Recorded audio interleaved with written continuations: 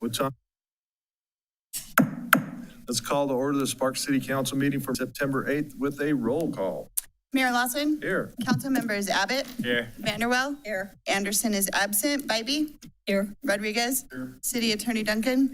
City Manager Lauthen? Here. We have a quorum. Thank you. Thank you. All right, let's move on to our opening ceremonies. Our invocation speaker today is Pastor Barb West.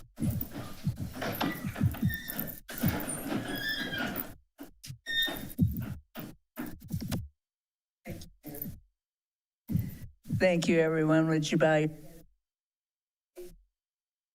Our Heavenly Father, how thankful we are that we can come to you to ask you to be here with us with our city council. We're so thankful for Mayor Ed Lawson and this beautiful city council members that you put together. Thank you that we live in this place called Sparks. We pray that you would bless it and continue to give wisdom to our leaders, Lord, that they might lead us into the future.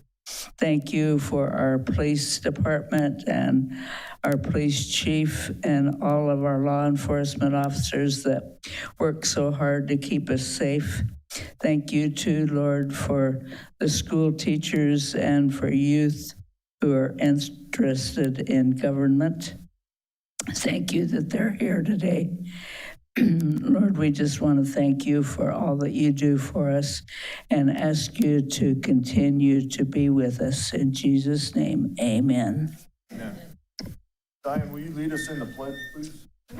If you please join me, I pledge allegiance to the flag of the United States of America and to the republic for which it stands, one nation, under God, indivisible, with liberty and justice for all. Okay. All right, we're going to move right into public comment. I only have one, and that's my guys from Sky Ranch Middle School. Come on up. I got a seat for two of you. One of you can stand, but go right in front of see where the microphones are? Yes, go ahead and have a seat there, Micah. And then one of you can sit in the other chair and stand. My name is Micah. My name is Ben. We're students from Sky Ranch Middle School in Spanish Springs. We are here to discuss the problem with electric motorcycles in our community. We have seen like a recent uptick in the problems with them.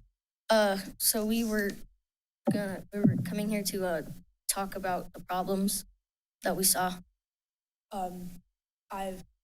Electric e-bikes are really become a problem. All these kids have been using them as, but they're not just riding e-bikes, they're riding electric bikes don't follow in the city ordinances. Our city ordinance that I read off the Spark says that it has to have less than 750 watts is at max when it goes full speed, and it must weigh less than 100 pounds without the rider on it. These e-bikes that these kids are riding now, they weigh more than 100 pounds with the rider on it, and some make over 8,000 watts. Some of these bikes are faster than the e-bikes were created to make transportation easier, but they weren't really created to make it much safer. And they've now introduced what we want to introduce, a public safety problem, just like during, we just want, it's easier, but we want that easier to also be safer. We're here to discuss the problems with it. And we're going to have you back on the 22nd for a meeting. You're going to give a presentation in our presentation space. We couldn't get you on because of open meeting laws for today. I didn't have enough time to give notice. So I'm looking forward to seeing you have a PowerPoint. Is that correct? Yeah. Looking forward to seeing that on the 22nd. Thank you, guys. Appreciate it. All right, anyone else in the public wishing to comment at this time? I don't have any cards, so we'll pull this back, and I'm looking for approval of the agenda. Mr. Abbott, I move to approve the agenda as submitted. Ms. Vanderwell. Second. Got a motion and a second. Any further discussion? Seeing none, please vote. Motion carries with those present. Mr. Anderson is out today. His mother had a fall, so he's taking care of her. We wish them Godspeed and speedy recovery. All right, looking for an approval of the minutes. Any additions, subtractions, Ms. Vanderwell? I move to approve the minutes of the Sparks City Council meeting for August 25th, 2025. Mr. Rodriguez. We've got a motion and a second. Any further discussion? Seeing none, please vote. Motion carries unanimously. All right, we're moving up to proclamations, announcements. Citizenship Day. Who has that one? I do. Donald. We also got Coach Chava, I guess in this capacity, Jose Espana Jimenez. So I will read this first and we'll go from there. Whereas Citizenship Day is observed each year on September 17th to commemorate the signing of the United States Constitution in 1787 and to recognize the rights and responsibilities of all U.S. citizens. And whereas this day encourages reflection on the ideals of freedom, equality, and democracy upon which our nation was founded and celebrates the shared civic values that unite us as Americans.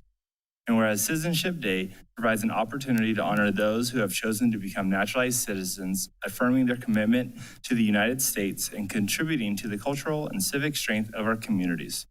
And whereas the City of Sparks recognizes that active participation in civic life, respect for the law, and engagement in the democratic process are vital to maintaining a strong and vibrant nation.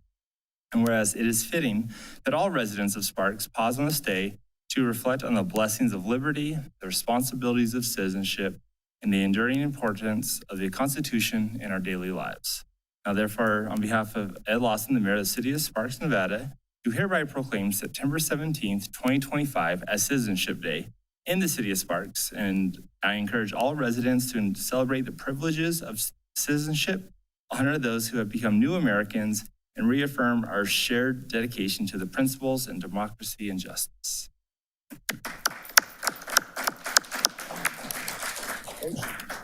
So I will say I did rope Coach Chava to come down here. He is one of our newest citizens in the United States about 2 weeks ago, I think.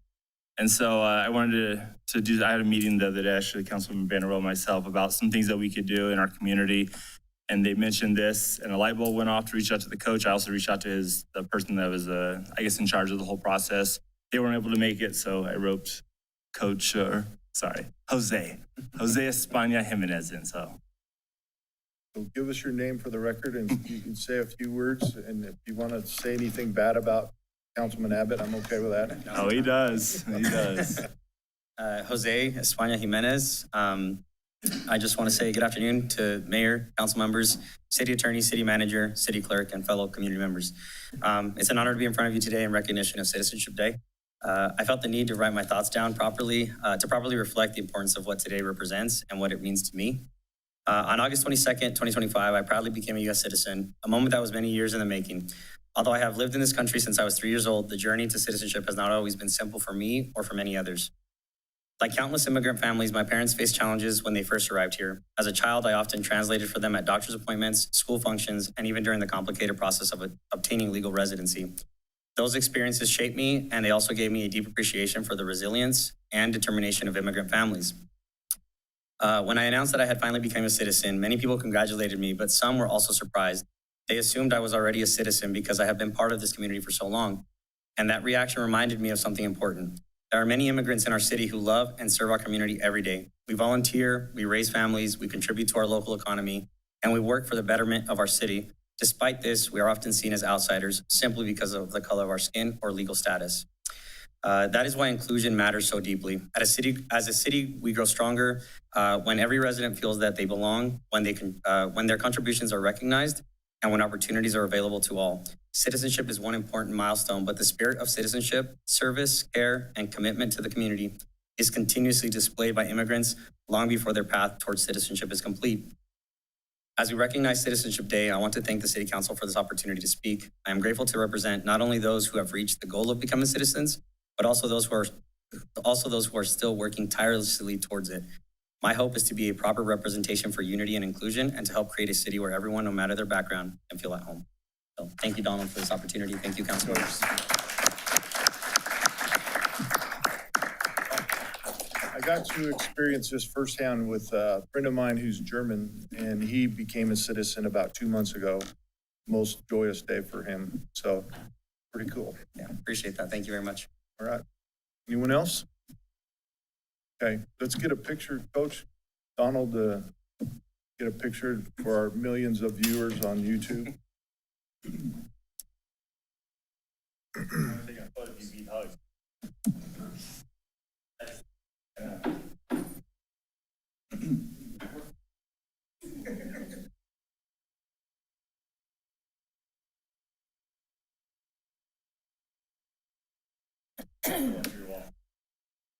I will excuse myself. We do have a game That's- today against Hug High School, so. We don't hold anyone hostage. Yeah, no one's held hostage here except for staff. See you, Coach. Okay, proclamation of Hispanic Heritage Month. I know we have some people here for that. And Micah, if you guys don't want to stick around for the meeting, it's okay if you have to leave. Okay? But this should be a fast meeting today.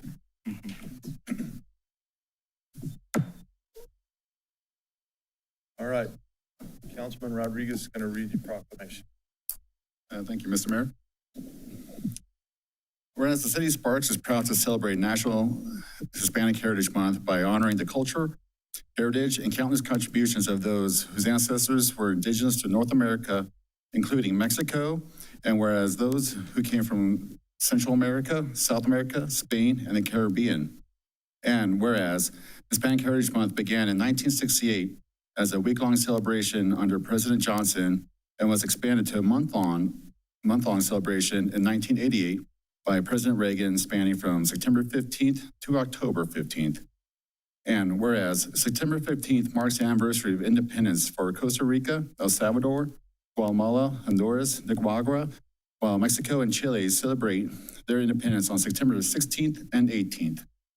And whereas this month invites us all to connect with Hispanic heritage and the community and to reaffirm our commitment to welcoming diverse voices and perspectives into decision-making process, thereby strengthening our community and our nation. And whereas we honor the many ways Hispanic residents enrich the fabric of our society, and we recommit ourselves to advancing equity and opportunity for all. And whereas the City of Sparks is home to a diverse Hispanic population representing a wide range of nationalities and backgrounds, all contributing meaningful across the educational, nonprofit, governmental, and business sectors, reflecting the rich diversity of the American people. And whereas Hispanic members of our community continue to share their vibrant traditions and making significant contributions to the cultural, educational, economic, and social and civic validity of the City of Sparks. Now, therefore, Ed Lawson, on behalf of the City of Sparks, do hereby proclaim September 15th through October 15th as Hispanic Heritage Month.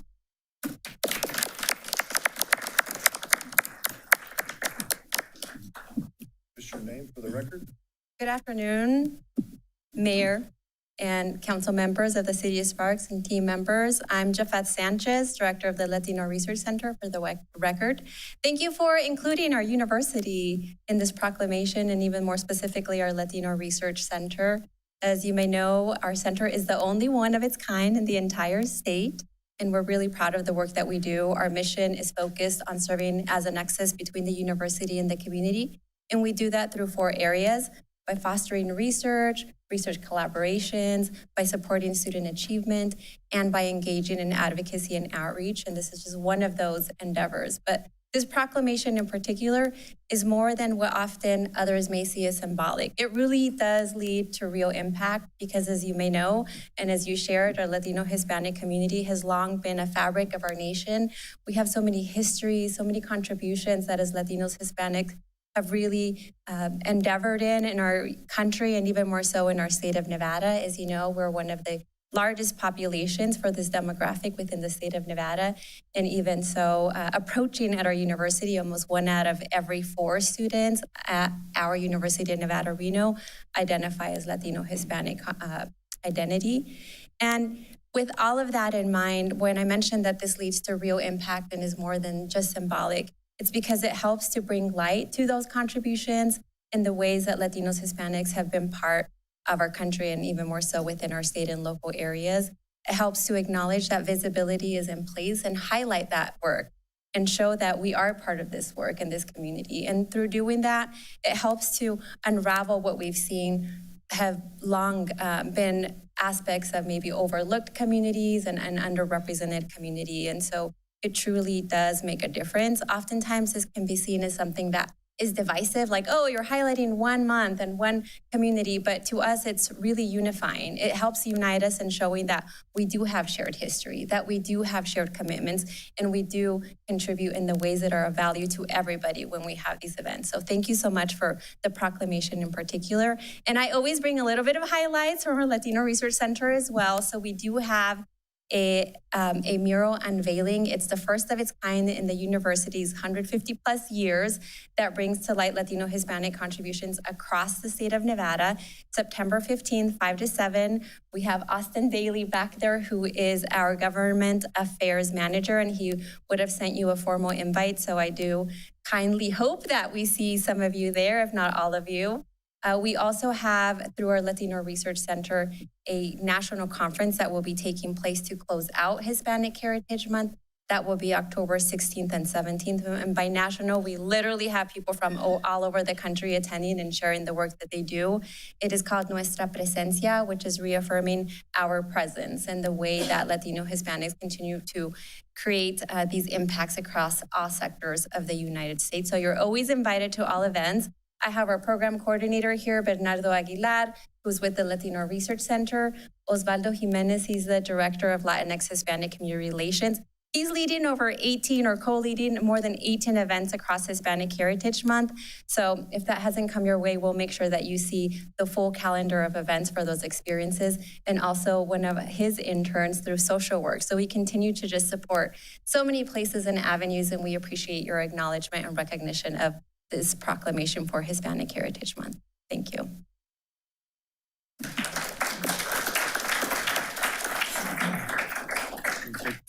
Take your proclamation. Go ahead.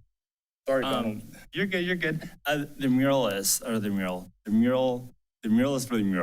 It's Edwin, right? Yes, our local and renowned artist is Edwin Martinez Escobar. He's done a lot of work in mural areas across, Northern Nevada as a whole and beyond. So we're really excited. It's really an opportunity to give honor to his work and what all those little pieces that, we all interpret art in a different way, but we get to see it through his eyes. So he is the featured speaker, but we'll have remarks from President Sandoval, from Vice President and Provost Jeff Thompson, and many others that evening. So we welcome you all. And I'm a big fan of Edwin. I believe he's a Sparksite, I think. I know his family lives here in Sparks too. They live in Ward 1. I might know him a little bit.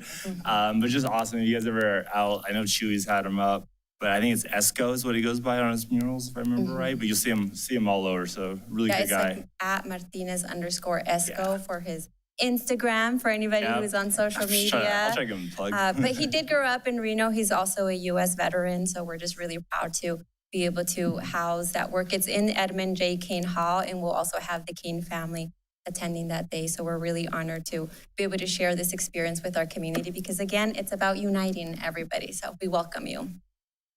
Thank you. Okay. Anyone else?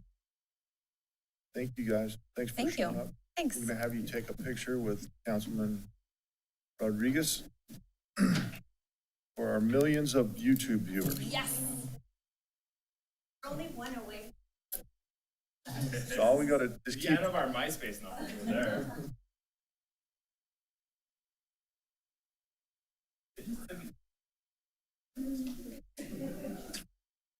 Frozen. We're frozen. Get through consent. We'll just turn this off. Okay. No problem. We're gonna now have to do audible.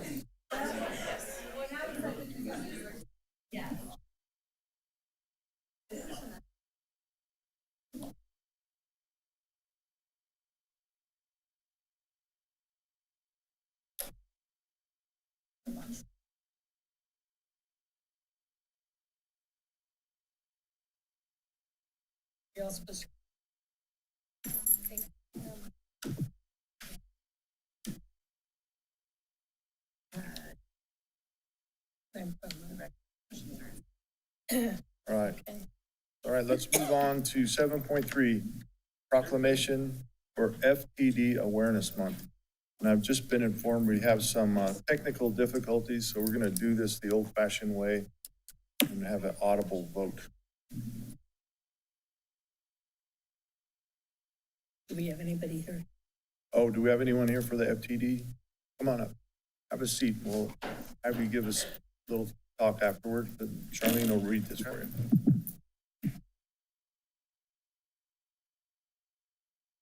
Okay. Whereas frontotemporal degeneration, FTD, is the most common form of brain disease in people under 60, with well-known individuals such as actor Bruce Willis and TV radio personality Wendy Williams among those affected. And whereas FTD causes progressive degeneration of the frontal and/or temporal lobes of the brain, and whereas FTD differs from Alzheimer's disease, its symptoms may include uncharacteristic personality changes, apathy, unexplained or impulsive behavior, difficulty with decision-making and motor skills, incontinence, and more. And whereas FTD can take good-hearted, intelligent, and hardworking people and slowly change who they are, making them paranoid, anxious, and angry, and sometimes causing them to say or do inappropriate things.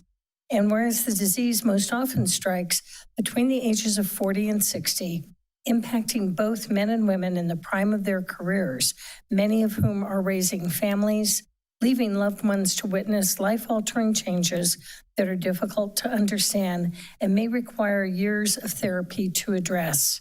And whereas there is currently no treatment or cure for FTD, and the average time to obtain an accurate diagnosis is approximately 3.6 years, and whereas it is estimated there are around 60,000 cases in the United States, yet many in the medical community remain unfamiliar with the disease, and whereas the national chapter of the Association for Frontotemporal Degeneration is working to bring together those impacted by this devastating disease through local meet and greets, support groups, and educational outreach. Therefore, on behalf of Ed Lawson, Mayor of the City of Sparks, we hereby proclaim September 2025 as FTD Awareness Month. Give us your name for the record. Yes, thank you, Council Mayor. I'm Scott Oxerart. I'm on my lunch break as the Communications Manager for Northern Nevada Public Health, but I am here today representing the Association for Frontotemporal Degeneration as a volunteer and an ambassador of the state of Nevada. I'm here because of my dad. My dad was Steve Oxerart. He is a 40-year resident of the state of Nevada. He was a Wolfpack fan. He loved going to Aces games. We'd often meet for lunch, oftentimes at BJ's and Sparks. I'm a Ward 5 resident, by the way, so thank you, sir. But I'm here just because what my dad had to go through with FTD was heartbreaking for the family. And as an ambassador, I'm learning a lot more about families, some who reside in the city of Sparks that are going through the same things I did. My dad passed away in August of 2023 from FTD. The shift in personality that Ms. Vanderwall mentioned was spot on for what he was. And I have kind of a story here to kind of show this. So these are some pills.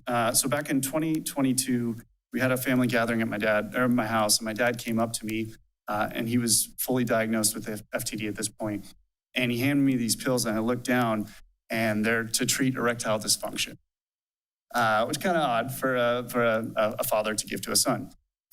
So he basically, he gave those to me and just kind of had a little smirk on his face. And it's a good and a bad memory for me, because the good part was deep down to his core, he was somebody who helped people. He helped me all the time. I learned so much from him. He was such a good planner. He had just a zest for life. He loved talking to people. He ultimately cared about other people so much. And in that moment, even though he was fully impacted by this disease, it was taking over his brain. I still think he was trying to help me. Now, the bad part is, obviously, a son doesn't typically give, or a father doesn't give their son pills for erectile dysfunction, ED, FTD, sorry about that. And that's just kind of where the disease went with him. His brain shrunk so much that he lost all executive function. He wasn't able to accurately or really just describe what was going on in his brain. And he did certain things like this and many other ones that I'm happy to talk about in a different way. I won't take up too much more of your time. But today I'm really thankful for him and what he's done. I'm thankful for you all for listening.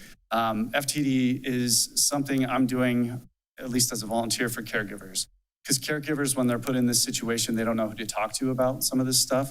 When there's these odd, unexplained behavior going on, they keep it to themselves because they don't want to embarrass the person that has it. And quite frankly, the people that they talk to that have no idea what the disease is are really uncomfortable with some of the things that are happening, and it's just hard to cope.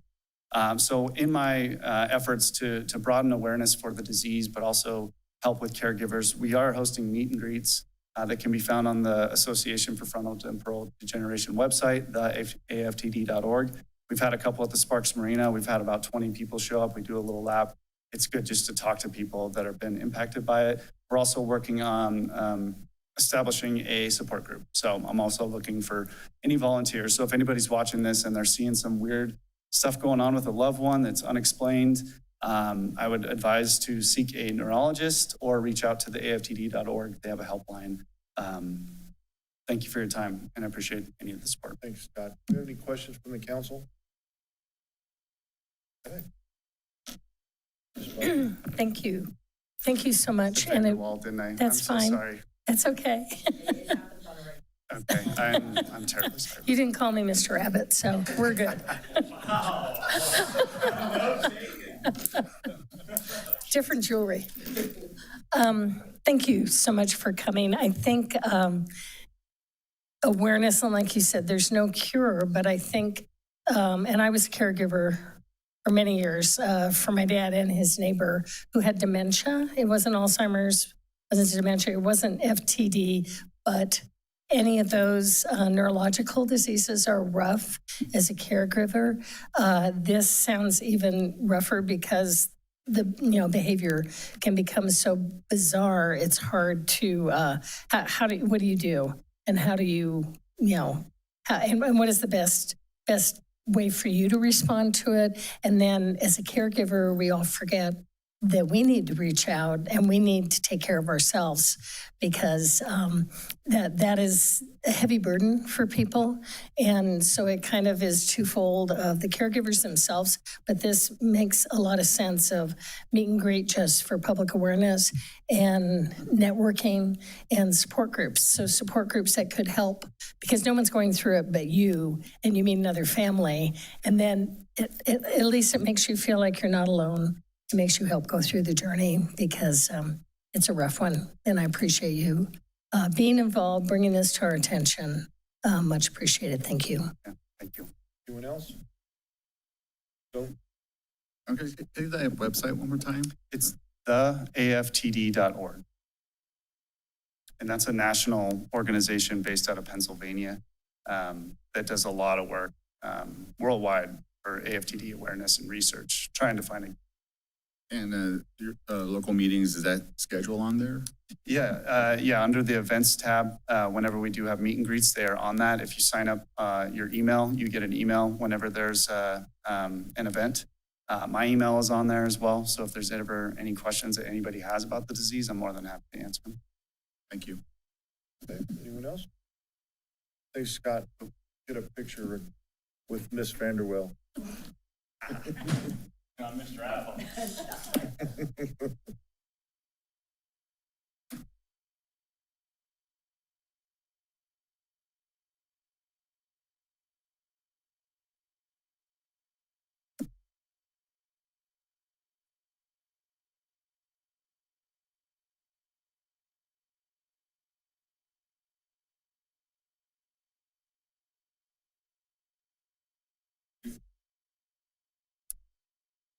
Okay, let's move on to 7.4, accentuate the positive day. Do we have anyone here for this? Thanks, guys. We'll see you in a couple weeks.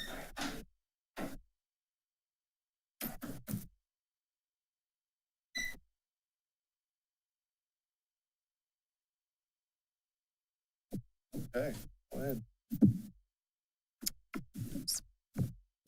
Whereas Truckee Meadows Tomorrow, TMT, a nonprofit dedicated to enhancing quality of life in Washoe County through data-driven insights and community engagement, is hosting its Accentuate the Positive event on September 15th, 2025. And whereas Accentuate the Positive is a celebration of the people, nonprofits, businesses, and public agencies working every day to strengthen the social, cultural, environmental, and economic fabric of our community. And whereas on this day, residents, nonprofits, public agencies, schools, and businesses are encouraged to share uplifting stories, highlight positive impacts, and join together in spreading optimism and pride in Sparks and across the Truckee Meadows. And whereas fostering a culture of positivity grounded in real progress promotes collaboration, builds community pride, and inspires continued action toward improving quality of life for all. And whereas the City of Sparks is committed to recognizing and celebrating the good happening in our community and encouraging residents to take part in a collective spirit of optimism and engagement. Now, on behalf of Ed Lawson, Mayor of the City of Sparks, do hereby proclaim September 15th, 2025 as Accentuate the Positive Day in Sparks and encourage all residents, organizations, and agencies to join in celebrating and sharing the positive people, stories, and progress that make our community thrive.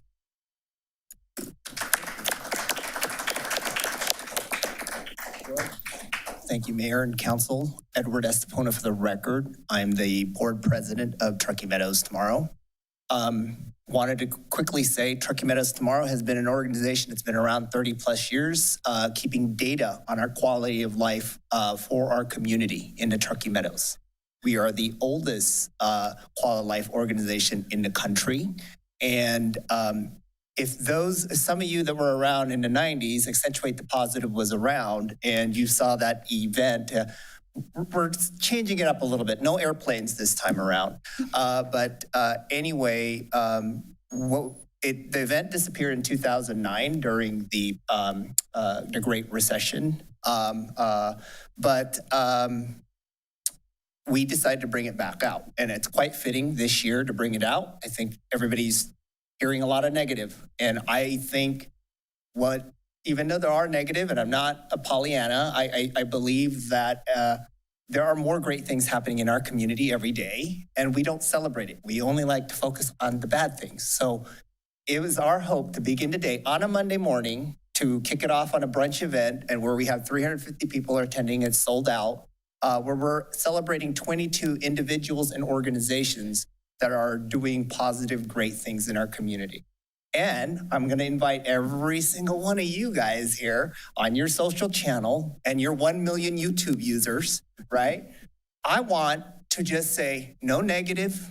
I understand you may have something bad happen to you that day. No negative. Can you just say something positive? Whether it's something that's nice that happened to you, or whether it's an organization that's doing great things that you see that you want to highlight. I think our goal is to break the algorithm for social media. So if we can do it just for one day out of the 365, we'd be happy to see everybody participate and encourage everybody to do it. But we thank you for this support and this proclamation. Erin Hannah Boutros Meyering for the record. Mayor, council members, we just wanted to say thank you again. And Diane, I know we have worked together on this, and we're just really appreciative to show not only what Truckee Meadows Tomorrow is doing and what Sparks is doing, but also maybe the collaboration between the 3 jurisdictions. One thing unique about the event is we'll have all 3 jurisdictions highlighted as the proclamation has been declared in all 3 areas. So we're really excited about that and hope that we see you on social media. #ATP Day 2025. Speak? Yeah. Go ahead.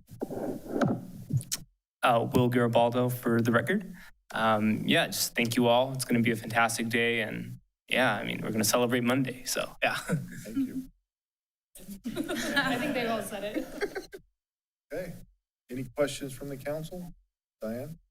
I would just like to share that I had the honor of being a judge this year, and I can say there are some incredible businesses, nonprofits, and organizations in our community. And I would like to share that our own HOPE team won the Quality of Life Impact Award. So I am so excited about seeing that. So I want to And you thank you weren't on that committee to vote because we didn't want conflicts of That is interest. correct. I was not. So one fair and square. That's right. Yes, they did. Okay. And we are very proud of our HOPE team and what they do for helping people in our community. So thank you for that award. Congratulations for you guys winning. Appreciate it. Say hi to the people way out. Go ahead, let's take some pictures and.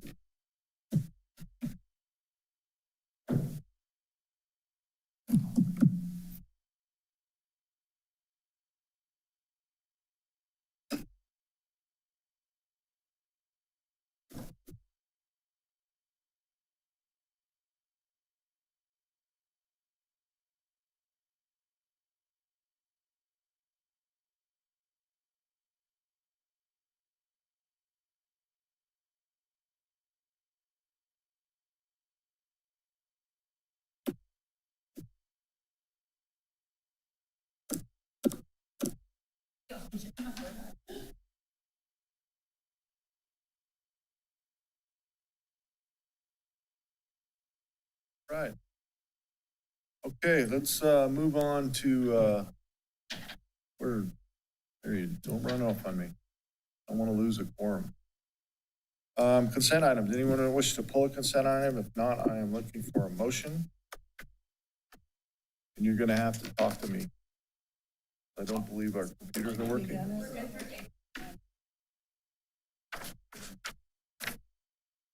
Well, I turned mine off. Well, I'm ready. I'm over here. Okay. Mr. Rabbit, I move to approve consent items 8.1 and 8.2. Vanderwell. Second. Got a motion and a second. Any further discussion? Seeing none, please vote. Carries unanimous. All right, now we're gonna move on to 9.1. Now we're going analog. Okay. 9.1, consideration, discussion, and possible approval of reimbursement to the city of Reno for Sparks' share of a construction contract for the heat loop near-term boiler project at the Truckee Meadows Water Reclamation Facility in the amount not to exceed $3 million, with Sparks' share being $941,100. Casey. All right, well, good afternoon, Mayor Lawson and members of council. For the record, Menser, Treatment Plant Manager at the Truckee Meadows Water Reclamation Facility. So this item relates to some challenges we've been having with our heat loop system that I've presented on a few times the past couple of months. As a reminder, we had a mechanical failure of one of our heat exchangers, which allowed processed fluids from the plant to compromise our heat loop system and led to the failure of 3 out of 8 of our dedicated combustion pieces of heating equipment. So what we're looking at doing with this particular item is we're looking to award a contractor to actually install the necessary equipment to restore that heat capacity. We've been moving in a rather expeditious fashion given the rather urgent nature of this project to get it done before peak winter conditions. And so as you may recall, I was here for a pre-procurement of the critical pieces of equipment that have long lead times. We've been able to get the engineering turned around in rather record fashion, and the project is currently bidding. And so I don't have the actual awardee, but what we're looking to do is sort of pre-authorize the award of a contractor. This was approved by the Reno City Council as well at their August 27th meeting. We anticipate that as soon as the bid period closes, that we will be able to move forward almost immediately. The bid period closes later this week. And so that way we have somebody just ready to come in and start doing the work for us. We expect that the critical pieces of equipment will arrive in November through December timeframe, but they'll be able to do a lot of the legwork. They'll be able to do the procurement of the other long lead time items and do a lot of the demolition and site work necessary to basically just plug and play the boiler that we're going to be getting and the other associated equipment. So with that, I'd be happy to answer any and all questions about this. Questions from the council? All right, well, then looking for a motion. You're gonna have to talk to me today. Ms. Vanderwell. Thank you. I move to approve a reimbursement to the city of Reno for Spark's share of the construction contract for the heat loop near term boiler projects at the Truckee Meadows Water Reclamation Facility in the amount not to exceed $3 million, with Spark's share being $941,100. I got a second by Ms. Bybee. Any further discussion? Seeing none, please, all those in favor signify by saying aye. Aye. Opposed? Motion carries unanimously. Thank you.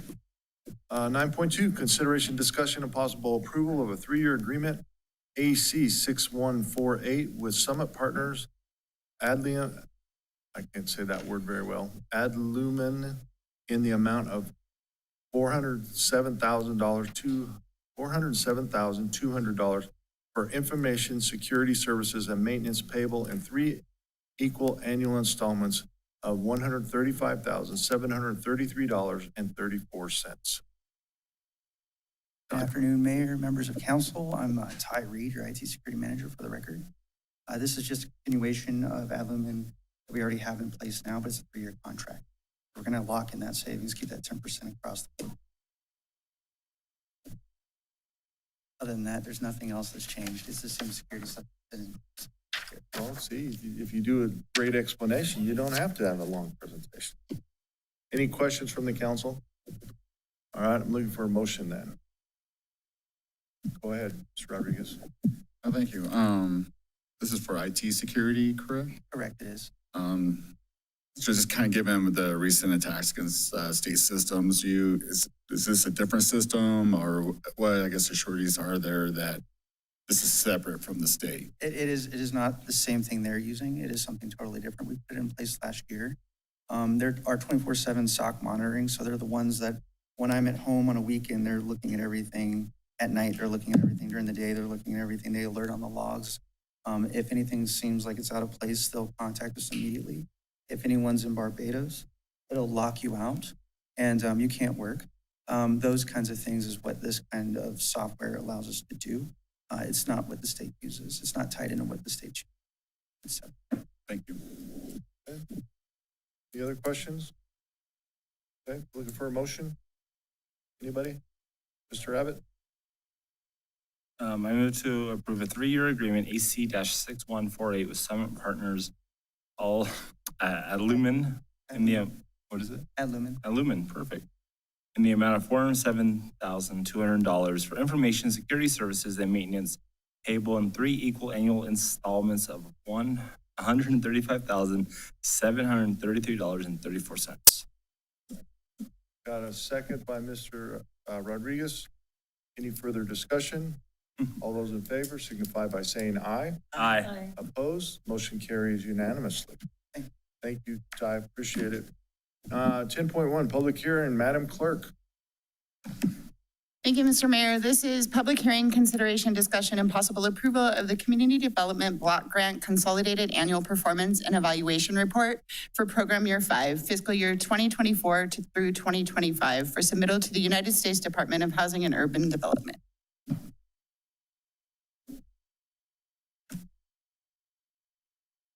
Good afternoon, Mayor and City Council. I'm Casey Chavla, an Administrative Analyst with your Community Services. I'm before you today seeking approval on the submission of our Consolidated Annual Performance and Evaluation Report, or the APER, to be submitted to the Department of Housing and Urban Development. The CAPER reports on the outcomes of the activities that are identified in the annual action plan for the CDBG or Community Development Block Grant funds. And this report specifically is for FY 24-25, which is plan year 5 of the approved 5-year consolidated plan. As it states in the title, this report is submitted to HUD annually, and it's a requirement for us to keep receiving this annual allocation of CDBG funds. In FY 24-25, and I apologize, that first one has 23-24, but it's FY 24-25, the city received $688,234 of new CDBG entitlement funds. We rolled forward $115,239 of entitlement funds from previous years and had program income of $125,500. Now, program income is funds that are repaid to the city after a participant of the Homeowner Rehabilitation Deferred Loan Program has sold their home and are repaying that loan back. Additionally, the city had $330,000 of CDBG CV funds available, which put our total of available funds in FY 24-25 to $1,258,973. In FY 24-25, the city participated in the above activities, including the Housing Rehabilitation Deferred Loan Program, fair housing activities through the Silver State Fair Housing Council, public service activities, planning and administration, and housing rehabilitation. As stated, the city had a total of $330,000 in CDBG CV funds, which were available to prepare, prevent, or respond to the coronavirus pandemic.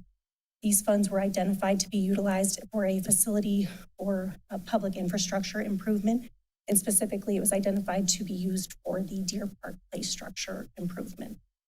This project was put on hold in January of 2025 due to some uncertainty with HUD funding. However, the project has since resumed.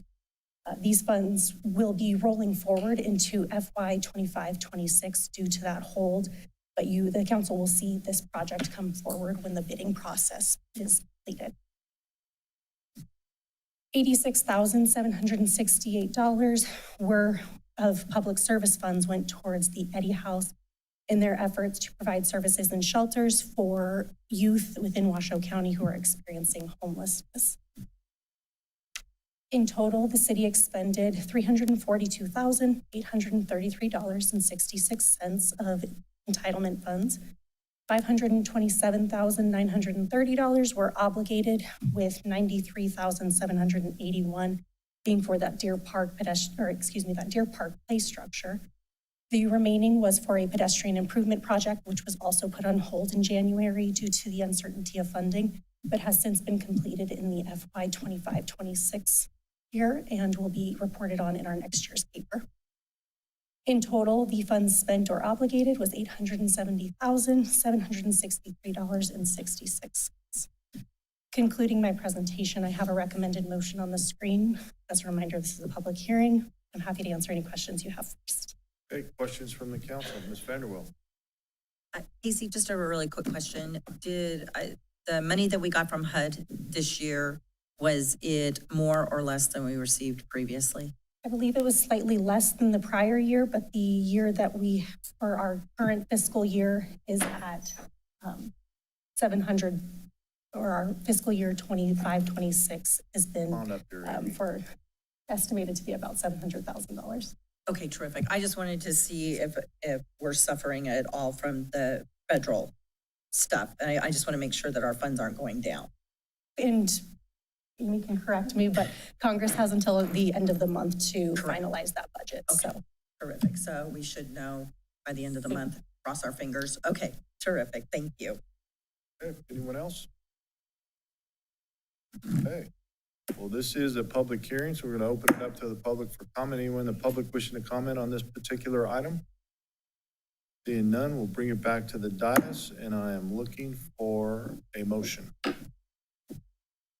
Ms. Vanderwell. I move to approve the Community Development Block Grant Consolidated Annual Performance and Evaluation Report for program year 5 of 5, fiscal year 2024 through 2025 for submittal to the United States Department of Housing and Urban Development. Second. Second. Mr. Abbott. Any further discussion? Seeing none, all those in favor signify by saying aye. Aye. Opposed? Motion carries unanimously. We didn't have to go to you this time, Amy. She had it. She had it all. She was just kidding with us. Okay, Madam Clerk, 10.2, public hearing. Thank you, Mr. Mayor. This is public hearing, consideration, discussion, and possible approval of a memorandum of understanding, AC 6149, between the City of Sparks and the Sparks Police Protective Association, clarifying language related to health insurance upon retirement. Good afternoon, Mayor and City Council. Shauna Halterman, Human Resources Director for the record. I would like to request presenting items 10.2 and 10.3 together. They're identical. They will need separate votes and separate public hearings. For your consideration today are two identical memorandum of understanding, also known as MOU, one between the City of Sparks and the Sparks Police Protective Association, also known as SPPA, and one between the City of Sparks and the Sparks Police Supervisory Protective Association related to sergeants. In March, City Council approved the Group Healthcare Committee recommendation to allow more flexibility for enrollment after retirement. However, the SPPA and the sergeants' CPAs have contradictory language about group healthcare re-enrollment eligibility or retirement that was not corrected during the negotiations. If approved, these MOUs revise Section 3, Article B, Paragraph 1 and 4 of each respective CBA and clarifies the intended application of the group healthcare plan at retirement. There is no financial impact for these revisions. I'd like to thank the executive board members of SPPA and the sergeants for meeting with us to create these MOUs, and I'm open to any questions. Questions from the council? All right, seeing none, this is, go ahead, Joe. I saw you reaching for your button. All right, this is a public hearing. We'll open it up to the public. Anyone wishing to speak on this particular item? Bill? I'll talk to him Okay, afterwards. we'll answer that in a minute. Thank you. All right, anyone else wish to speak? Close the public hearing, bring it back. We didn't hear how much it costs. There is no financial impact. No financial impact at all. Perfect. On both of those. All right, so now I'm looking for a motion on 10.2. Mr. Mayor, I'll make a motion. Okay, 10.2, I move to approve the memorandum of understanding AC-6149 between the City of Sparks and the City of Sparks Police Protective Association, clarifying language related to health insurance upon retirement. got a motion and a second. Any further discussion? Seeing none, all those in favor signify by saying aye. Aye. Opposed? Motion carries unanimously. Do you have anything to add for 10.3, Shauna? Nope. It's the same. Okay, Madam Clerk? Thank you, Mr. Mayor. This is public hearing, consideration, discussion, and possible approval of a memorandum of understanding, AC 6150, between the City of Sparks and the Sparks Police Supervisory Protective Association sergeants, clarifying language related to health insurance upon retirement. Okay. Any questions from the council? Not, this is a public hearing. Anyone in the public wishing to speak on this item? Seeing none, we'll bring it back to the dais. I am looking for a motion. Mr. Abbott? I move to approve the memorandum of understanding AC-6150 between the City of Sparks and Sparks Police Supervisory Protective Association sergeants, clarifying language related to health insurance upon retirement. Got a motion from Councilman Abbott, second by Councilwoman Vanderwell. Any further discussion? Seeing none, all those in favor signify by saying aye. Aye. Opposed? Motion carries unanimously. Thanks, Shauna. We have no planning and zoning public hearings. Comments from the public. Madam Clerk, do you have any public comment? We do not, Mr. Mayor. Okay, anyone in the public wishing to speak? All right, seeing none, we'll bring it back to the dais. And we'll move on to announcements from the mayor, city council, and city manager. Mr. Manager, you have anything? Council, do you have anything? Okay, well, then we're up to my favorite subject. We are adjourned.